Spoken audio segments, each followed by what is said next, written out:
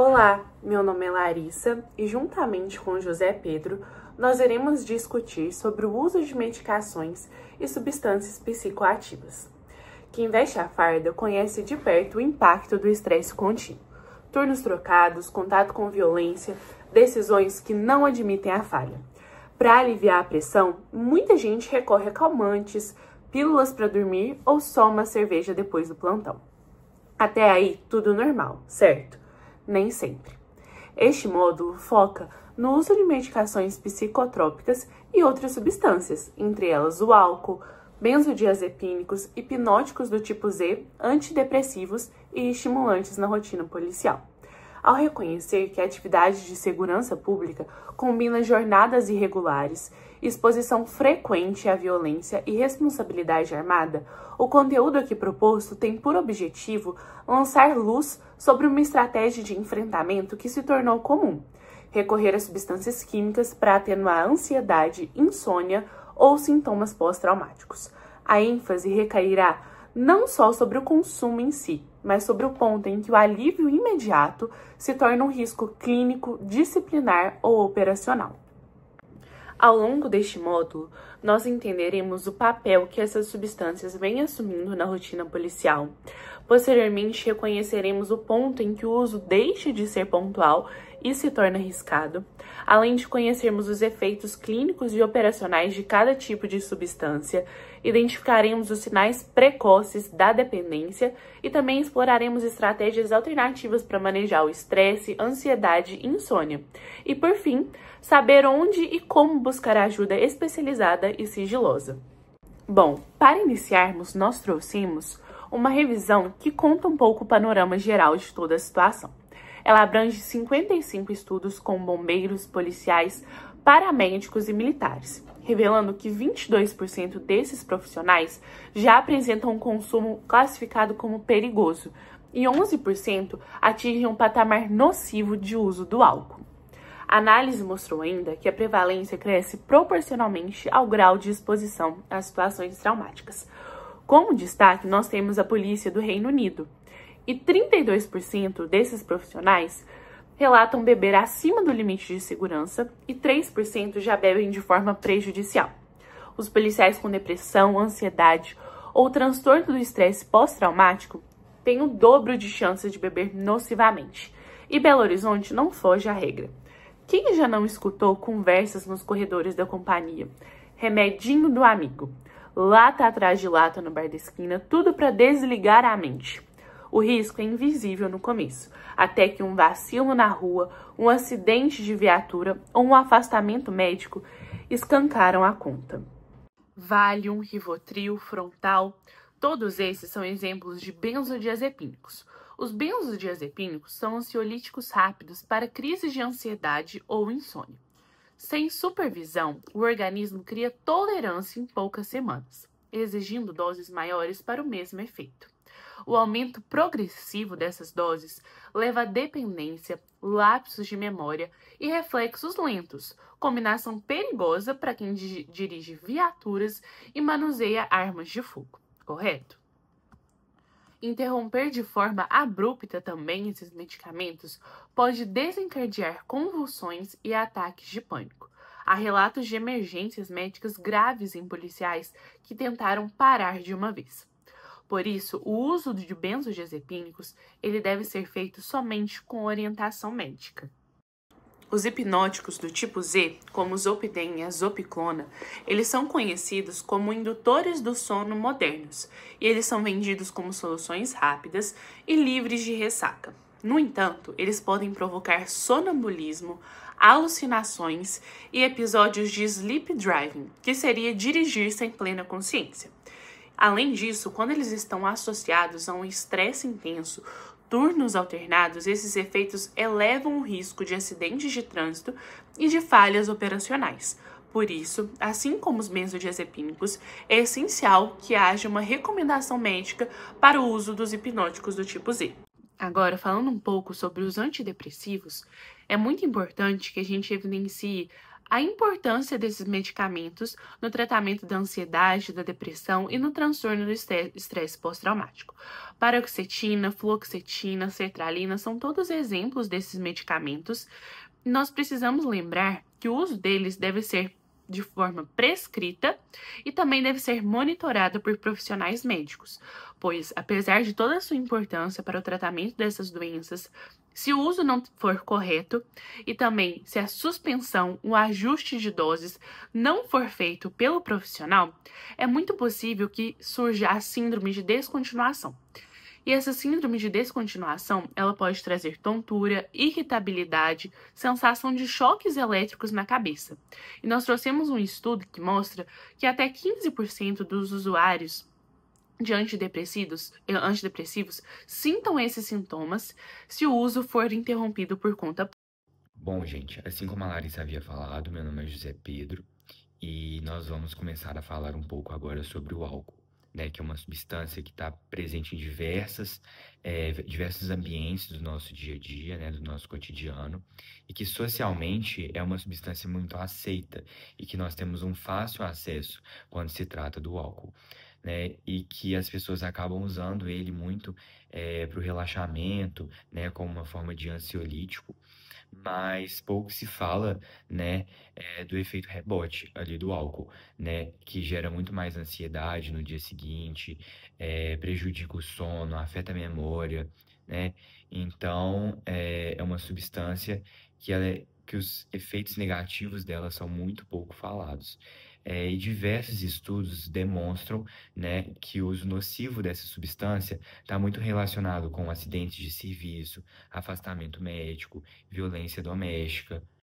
Bom, agora falando um pouco sobre as substâncias estimulantes, né, como o energético, cafeína e até mesmo os estimulantes ilícitos, o uso em excesso gera ali na pessoa um alerta artificial, um estado de alerta artificial. O que é isso? É uma taquicardia, ou seja, um ritmo acelerado no coração com picos de pressão arterial. E essas substâncias, assim como o álcool, elas também têm um efeito rebote, que vai ser, por exemplo, ansiedade, insônia, e muitas vezes a pessoa vai entrar ali num ciclo em que ela usa o estimulante e depois ela precisa de uso de ou de um álcool ou de um calmante para poder compensar ali. Então, às vezes, ocorre uma dependência dupla, que muitas vezes passa despercebida. Bom, antes mesmo do uso das substâncias se tornar mesmo, de fato, um problema para aquela pessoa, o próprio organismo, ele emite certos sinais, né, que é muito importante de serem conhecidos, né, para a gente estar alerta, né, nessas situações. Então, nós trouxemos aqui alguns exemplos, como o sono não reparador, né, por exemplo, a insônia, o aumento da dose daquela substância para ter o mesmo efeito que tinha no início do uso, mudança do humor, do timbre da voz, esquecimentos, atrasos, hálito alterado, né, que vai ser muito ali percebido por colegas ou pessoas próximas. A exposição, né, às substâncias, ela está muito ligada também a traumas, né? E esses traumas, muitas vezes, eles é, ficam subentendidos em situações como lembranças intrusivas, que você, por exemplo, lembra de uma situação traumática ali, sem você querer estar lembrando daquilo. Insônia, uma hipervigilância, então a pessoa sempre está preocupada com o que está ao redor, né? Isso tudo é marca de um transtorno de estresse pós-traumático, né?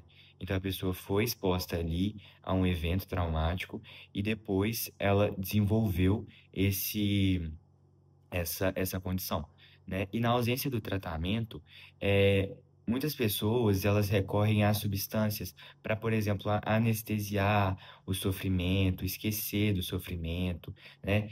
E vários estudos mostram que o uso de álcool ou benzodiazepínicos, nesse caso, está muito ligado ao desempenho reduzido, a número de afastamentos, né? Risco de dependência silenciosa. Então, é muito importante estar ligado a situações como essas, em que a pessoa foi submetida a um estresse, né? E está usando de substância para amortizar esse sofrimento. Uma coisa que é muito importante de ser frisada, né, de ser relembrada e de ser falada, é que a solução não é simplesmente você parar, né, com o uso da substância em si, e sim substituí-la. E existem certas práticas que é possível de ser feitas no dia a dia, que realmente têm um impacto positivo, que estudos demonstram, né, de forma satisfatória, que são práticas benéficas a pacientes e pessoas nessas situações. E são elas o ambiente escuro e sem telas antes de dormir, a técnica respiratória 4-7-8, que a gente inspira por 4 segundos, segura por 7 e expira o ar por 8 segundos, né, para dar uma acalmada ali. A redução, né, dos benzodiazepínicos, caso seja, né, a situação, de forma gradual e com acompanhamento. Uma avaliação médica precoce, né? É importante isso, que quanto antes, quanto mais cedo, é melhor o prognóstico. Então, não é simplesmente parar com o uso da substância, e sim tomar certas medidas no dia a dia que vão tornar esse processo mais fácil e mais efetivo. Além de todas essas técnicas, existem também os grupos de apoio, né? E é importante destacar que eles são sigilosos. Então, nenhuma informação sobre quem está presente ali, quem faz tratamento nesses lugares, são divulgadas. Então, nós trouxemos aqui 4 locais, né, que nós conseguimos atendimento e um apoio ali para as pessoas que estão passando por essa situação. O primeiro deles é o Núcleo de Saúde do Trabalhador da Polícia Militar de Minas Gerais, que são atendimentos ali com psiquiatras e psicólogos especializados que vão estar trazendo ali um acompanhamento. O CAPS, né, que é um acolhimento gratuito e que não é muito burocrático. O 190 Vida, que tem um atendimento 24 horas, e ele é importante de ser ressaltado, principalmente para casos de crises. O AA e o NA, que são grupos diários, com alta taxa de sucesso na prevenção das recaídas, né? Então é importante saber que existe o apoio, que ele é sigiloso e que ele está disponível para todos. Agora nós estamos chegando ao final do nosso módulo e aqui nós trouxemos 3 filmes que, de certa forma, abordam um pouco do que nós trouxemos hoje de conteúdo para vocês. O primeiro deles é o End of Watch, que ele demonstra o impacto da vida profissional do policial na vida pessoal dele.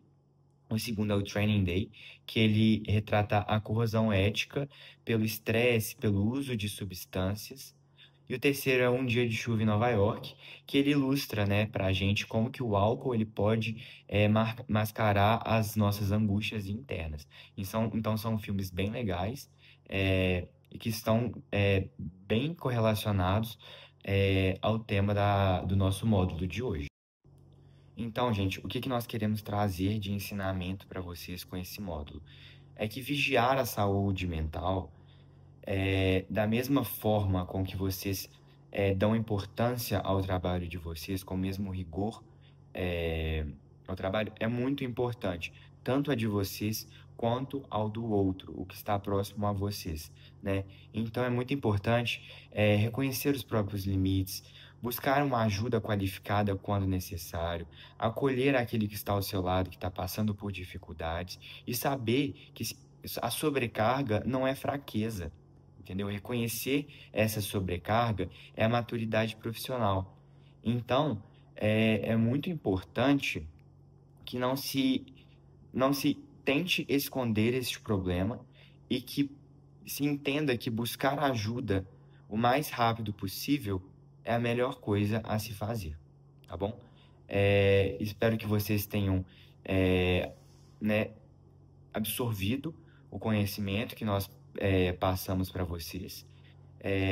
O módulo está disponível no e-book, né? Então a leitura também é muito recomendada. E é isso, até o próximo módulo.